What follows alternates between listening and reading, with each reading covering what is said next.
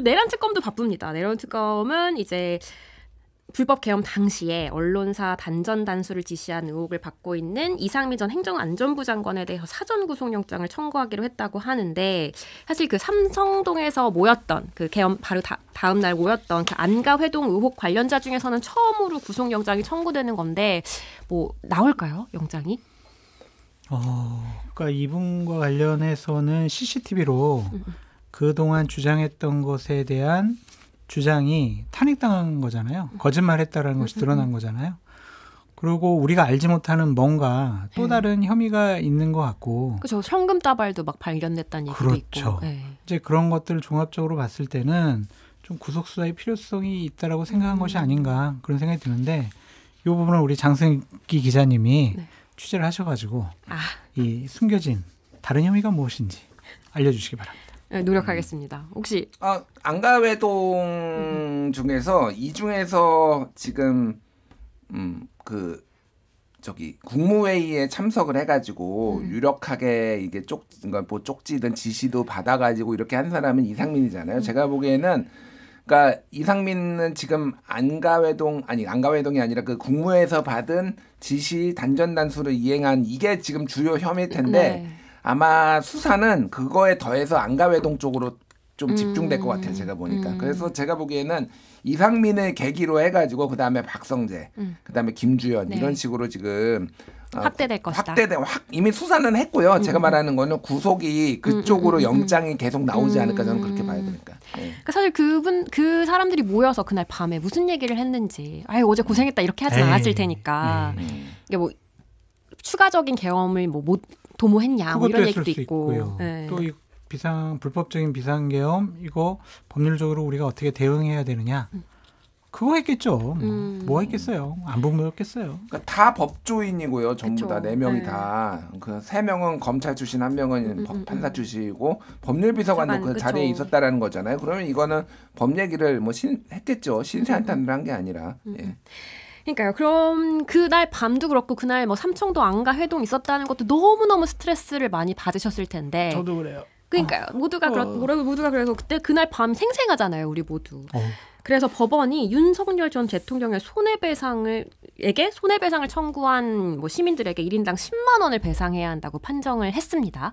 자, 그런데 제가 계산을 해보니까 윤 전 대통령 재산이 70억이라고 하지만 이 중에 윤 전 대통령 거는 6.6억 정도밖에 안 된다는 거잖아요. 그럼 660명 선착순인데 이게 앞으로 뭐 지금 소송을 준비하는 사람들이 여러 있다고 하는데 이렇게 되면은 물어낼 수 있는 거는 결국에는 한계가 있는데 이게 어떻게 될 거라고 더 늘어날 수 있겠죠. 저 같은 경우도 이걸 보고 어디선가 어떤 변호사가 소송을 하겠다라고 하면은 나도 거기 참여해봐야 되겠다.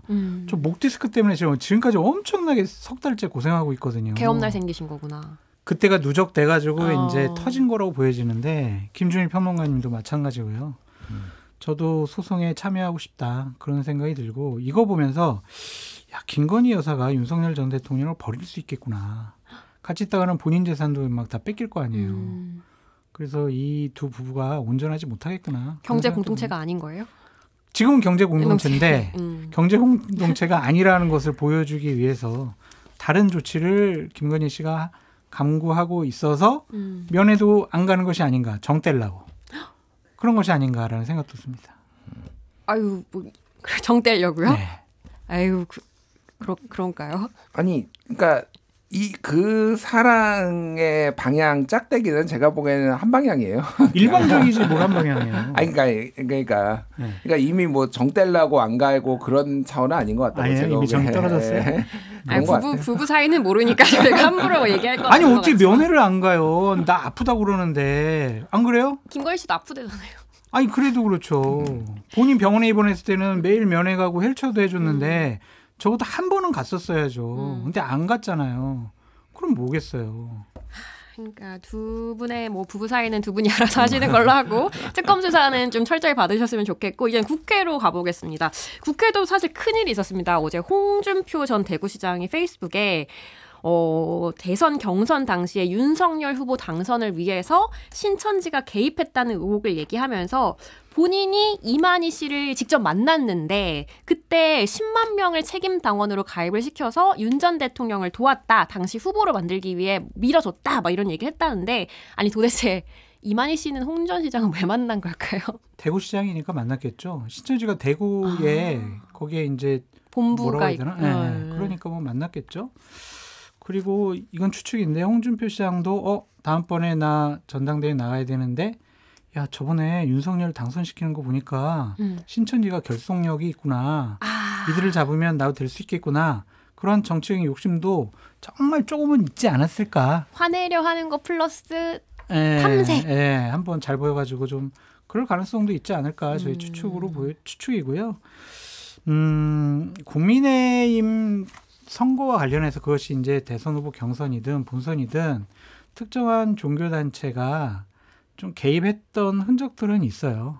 여러 가지로. 저도 이제 경험을 한 부분이 있고 2012년도에 박근혜 전 대통령 대선 캠프에 네. 제가 공보팀장하고 본선 때도 이렇게 있었는데 되게 친하게 지내던 분들 몇 분이 있거든요.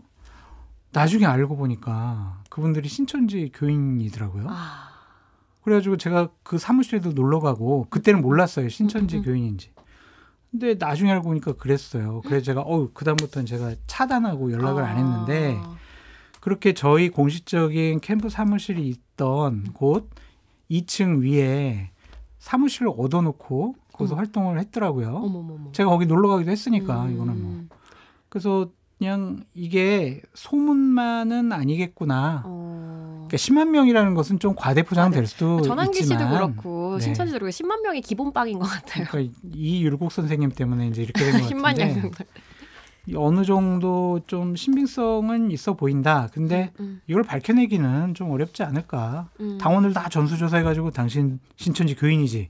이렇게 뭐 어떻게 조사를 그렇죠. 하겠어요. 커밍아웃 하지 않겠죠. 그래서 이 부분은 그냥 하나의 해프닝 구설수로 그냥 끝날 일이 아닌가 그런 생각도 듭니다. 저는 이거는 해프닝이 아니라고 보고요. 왜냐하면 특검에서 이미 3주 전에 네네. 이거 수사 착수하겠다고 이미 이제 밝힌 상황이에요. 근데 이거 뭐 아시는 분은 아시겠지만은 이거 시작된 이게 논란이 된 게 이미 2022년에 이것도 대선 전에 나왔어요. 그러니까 그때 그러니까 이거를 제일 열심히 보도한 데가 노컷뉴스예요. CBS 노컷뉴스인데 왜냐하면 그쪽에서는 신천지를 이제 이단이라고 보기 때문에 그들의 약간 이제 종교적인 관점에서도 이거를 많이 접근을 했거든요. 그래서 굉장히 열심히 했는데 그때 2022년 2월 10일 그러니까 대선 한 달 전이잖아요. 네네. 그때 신천지 간부를 인터뷰해가지고 이만희가 윤석열 위해서 국민의힘 당원 가입하라고 지시했다라는 게 이미 그때 폭로가 됐고 그렇죠. 알려졌었죠. 그 이후에도 지속적으로 여러 건이 나왔어요. 보도가. 그러니까 이게 홍준표 시장이 지금 처음 뭐 아무도 모르는 걸 처음 제기한 게 아니라 이미 많이 알 사람은 다 아는 거고 그때 당시에 국민의힘 관계자 익명으로 해가지고도 많이 나왔어요. 그러니까 사실 들어왔다고 이 사람들. 근데 그게 10만 명인지 아닌지는 이제 확인이 안 되는 거죠. 그러면 이게 만약에 일부라도 10만 명이 꼭 아니더라도 확인이 되면은 일단은 업무방해죄. 그렇죠. 예, 업무방해죄로 이만희가 업무방해죄로 될 수 있고 그게 이제 어떤 루트로 그게 들어오게 된 건지 그런 네네. 것들은 이제 뭐 윤석열의 지시가 있었는지 뭐 이런 것들을 이제 밝혀야 되는 거죠. 그리고 홍 시장 그 대구에 본부가 있지는 않아요. 신천지는 가평인가 거기 있죠. 그래서 예전에 이재명 경기도지사가 그때 한번 찾아갔었잖아요. 그 뭐 거기 예전에. 그러니까 거기는 자택이 아닌가?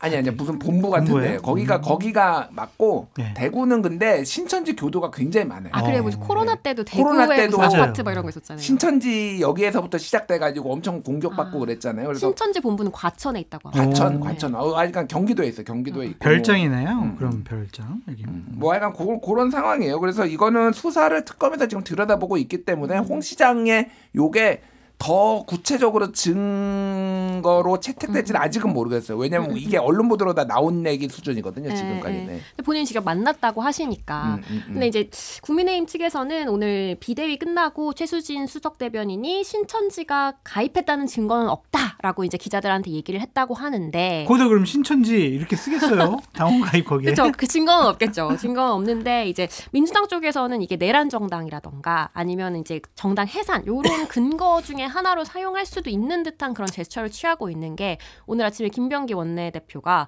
그 최고위원회 회의에서 이게 정교 분리가 우리나라는 헌법상에 명시되어 있는데 이렇게 하는 거는 이제 내랑 정당이고 뭔가 잘못된 정당, 위헌 정당이라는 거를 뭐 스스로 뭐 증명해내는 게 아니냐 뭐 이런 얘기를 했더라고요. 그건 좀 과한 것 같고 만약 신천지 교인들이나 교주가 뭐 국민의힘을 접수를 해가지고 정당의 당 대표도 하고 신천지 뭐 총재도 하고 막 그러면은 종교 분리 이게 안 되니까 문제가 되겠지만 이거는 당원 가입한 거를 가지고 어떻게 그거를 처벌할 수가 있을까? 또 그런 생각도 좀 드네요. 그러니까 정쟁을 위한 공격의 수단이 아니냐 그런 생각이 듭니다. 뭐 해산은 조금 어려워 보여요. 이거 가지고 이거 가지고 해산은 어려워 보이는데 어려워 보인다. 그러니까 뭐 지금 신천지 있지 또 뭐지 요즘 당원 통일교 얘기 있지. 그러니까 이게 국힘이 약간 이런 종교하고 조금 밀착이 오래전부터 있어요. 이거는 이제 썰이었는데 옛날에 새누리당이 있을 때부터 새누리가 신천지를 우리말로 풀면은 새누리다. 뭐 이런 얘기부터 해가지고 이 유구한 역사가 있거든요. 유착관계가. 그리고 실제 그런 종교단체의 영향력이 민주당도 영향력 가에 약간은 있지만은 민주당하고 비교가 안 될 정도로 이 보수정당이 좀 영향력 안에 있었다라는 건 정치권에서 다 아는 얘기거든요. 근데 이제 그게 이제 어디까지 갈 것이냐. 근데 뭐 이거를 위헌정당으로 해산하기에는 아마 헌재에서는 그렇게까지 보이지 않을 가능성이 높다. 그렇습니다. 자, 그런데 이 와중에 또 뭐 신천지든 통일교든 이제 분리하려는 움직임이 있는 와중에 뭐 또 다른 종교 같은 게 하나 생겼습니다. 전한길교. 한길교. 라고. 그래서 김문수 전 고용노동부 장관은 검토 중이라고 했지만 뭐 같은 반탄 입장에 서 있는 장동혁 의원은 전한길 씨 유튜브 채널에 이제 가겠다. 이게 당대표에 나온 사람들 중에 뭐 한 사람은 가겠다, 한 사람은 검토 중이다. 이렇게 얘기를 하는 걸 보면 전한길 씨도 10만 명 데리고 왔다고 했는데 그분 그 10만 명의 영향력이 세긴 센가 봐요. 두 가지 때문에 나가려고 하는 것 같아요. 하나는 돈, 또 하나는 지지 것 같습니다. 그러니까 거기에 출연을 하게 되면 전한길 씨를 응원하는 사람들이 전한길 씨가 장동혁 의원 우리가 미는 후보예요. 저희 후원 좀 해주세요. 이번 선거 있잖아요. 네. 그러면 후원금 금방 차거든요. 그러니까 그러한 돈을 좀 보고 한 목적도 있는 것 같고 또 10만 명이라고 전 구라라고 생각이 드는데 실질적으로 거기서 5만 명이라도 70만 당원인데 그쵸. 투표율이 한 50% 된단 말이에요. 35만 정도 투표해요. 거기서 5만 명이 그냥 무조건 다 투표를 한다고 생각해봐요. 그 5만 명이 다 장동혁을 지지한다고 생각해봐요. 이거는 당락을 가를 수가 있거든요. 그런 차원에서 보수 우파의 가치와 철학과 영혼을 파는 행위를 장동혁 의원이 하고 있는 것이 아니냐. 그렇게 비판하고 싶어요. 장동혁 의원은 정말 좀 당황스러운 게 제가 처음에 장동혁 의원을 뵀을 때는 약간 좀 친한 게 그랬죠. 였거든요. 근데 어떻게 이렇게 무슨 8차선 도로가 아니라 뭐 16차선을 가로지르는 듯한 느낌인데 이해에 따라서 정치적인 이해에 따라서 자신의 생각과 판단과 신념을 바꿀 수 있다라는 것을 극명하게 보여주는 것이 아니냐라는 생각이 듭니다. 어떻게 보세요? 뭐 그냥 답이 없어요. 국힘은 답이 나는 지금 길게 얘기했는데 답 없다고 한마디로 하시네. 국힘은 진짜 답이 없어요. 제가 어떡합니까? 그러니까 진짜. 더 망해야 돼요. 진짜. 아직은 충분히 이게 뭔가 당원들이나 지지자들이 이대로 가다간 우리가 영원히 집권을 못하겠다 정도의 위기감을 느낄 상황이 아닌 것 같아요. 아직은 정권이 바뀐 지 한 한 달 반밖에 안 됐고 2달밖에 안 됐고 여러 상황으로 봤을 때 지금은 그냥 이렇게 가게 냅두는 게 답이다. 이 똥인지 된장인지를 꼭 먹어봐야 알겠다고 하니 이제 먹어보고 똥인 거를 확인을 하고 이제 그래야 되는 상황인 것 같아요. 그러니까 근데 제발 그러니까 저는 다른 거는 모르겠는데 이제 부정선거 음모론과 윤어게인은 정말 국힘 지지자들이나 이 보수 지지자들이 정말 신중하게 생각을 해라. 이 특히 부정선거 음모론은 이게 나오고 국힘 그 보수 정당이 이긴 적이 없어요. 부정선거 음모론하고 절연을 했을 때 당연한 거예요. 그러니까 김종인 때 이준석 때 그나마 이겨가지고 뭐 윤석열이라도 뭐 만들고 뭐 이랬거든요. 근데 부정선거 음모론 당연한 거예요. 그러니까 부정선거라고 하는데 누가 그거를 그 지지자들도 찍겠어요. 그리고 누가 그거를 공감해 주겠습니까? 그러니까 망하는 길이에요. 그러니까 정말 잘 생각해야 돼 진짜.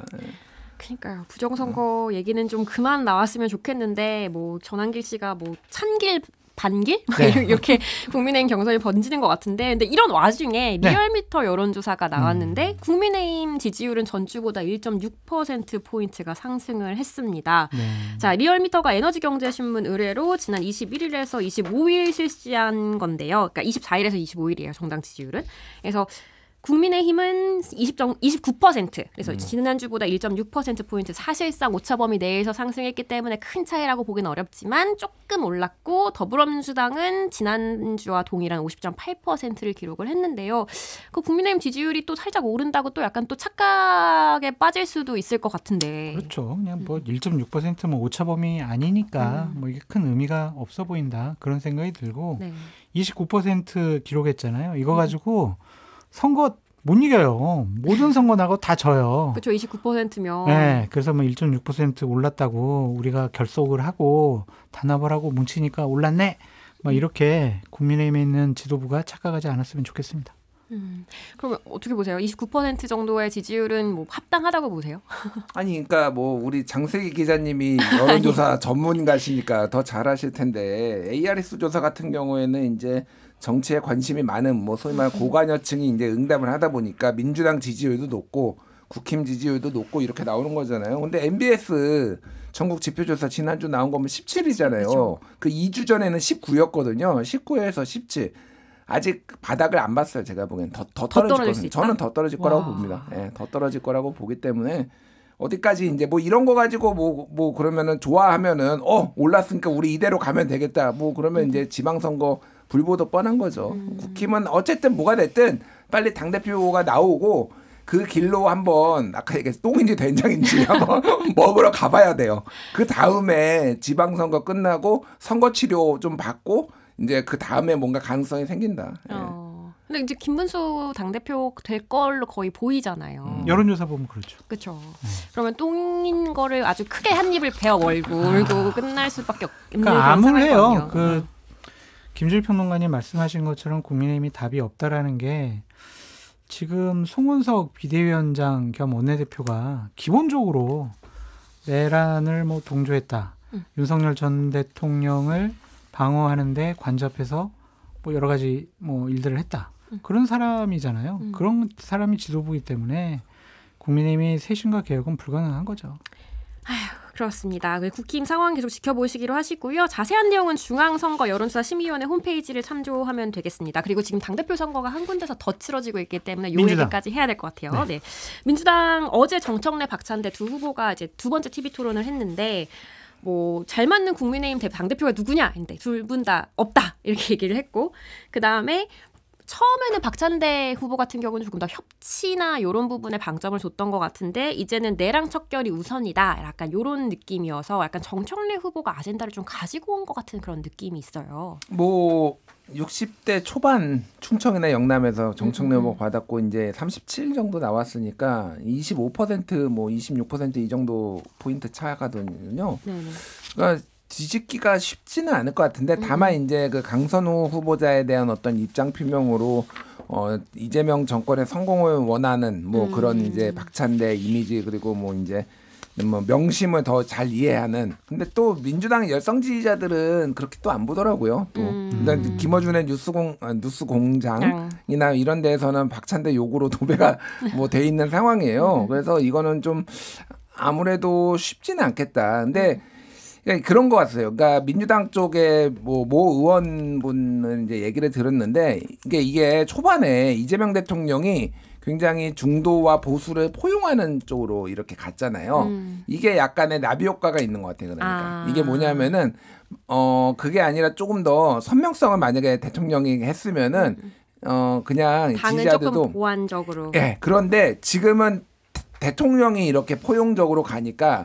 약간 불안한 거예요. 야 이러다가 검찰 개혁 안 되는 거 있어? 그러면은 뭐라도 정청래가 좀 더 센 거 아니야? 저 확실한 거 아니야? 이런 정서들이 좀 있다라는 거예요. 그러니까 세상에서 지금 제일 중요한 게 그 강성 당원들 입장에서는 검찰 개혁이기 때문에 게다가 이제 정성호 법무부 장관의 임명도 약간 그런 불안감을 증폭시켜서 결과론적으로 보면은 박찬대 후보가 조금 더 어려워지는 상황이 돼버렸다 이런 분석들을 하시더라고요. 네. 김준일 평론가님의 분석에 다 뭐 거의 대부분 동의를 하면서 그래도 지켜봐야 할 포인트가 있다. 경기도와 그 호남이 민주당 당원들이 가장 많이 있잖아요. 거기서는 다른 지역의 격차보다 상당히 좀 민주당 지지층의 지지율을 보면은 붙어 있더라고요. 그 오차범위 안에 붙어 있어가지고 막판에 박찬대 후보가 역전승하는 것도 우리가 염두에 두어야 되지 않을까. 현재로서는 이기가 어려워 보이는데 8월 2일로 넘겨져가지고 원샷 경선 하면서 시간도 좀 벌었고 거기에 좀 여론의 흐름을 보면은 조금 미묘한 변화도 있을 수 있지 않겠느냐 그런 생각도 들어요. 그러니까 박찬대 후보 지지하는 의원 분하고 이제 얘기를 해봤는데 이게 권리당원이 55잖아요. 그러니까 당원에서는 어쨌든 지금 표심이 나왔잖아요. 근데 그거는 조금 더 줄어들 거라고 보고 있고 말씀하신 대로 이제 수도권으로 올라오고 뭐 이런 것도 대의원은 좀 이길 거라고 보고 있더라고요. 그리고 국민 여론조사도 비슷비슷한데 박찬대가 조금 이길 거라서 이 격차가 사실은 많이 좁혀져 있다라고 얘기는 해요. 그래서 지금 55대 45 정도로 보더라고요. 그래도 정이 이긴다? 아직까지는. 근데 이제 모르겠어요. 기간이 얼마 안 남아서 이게 어떻게 이제 투표 이제 시작하거든요. 그렇죠. 그래서 8월 2일이니까 이번 주 토요일이니까요. 그때까지 지켜보시는 걸로 하고요.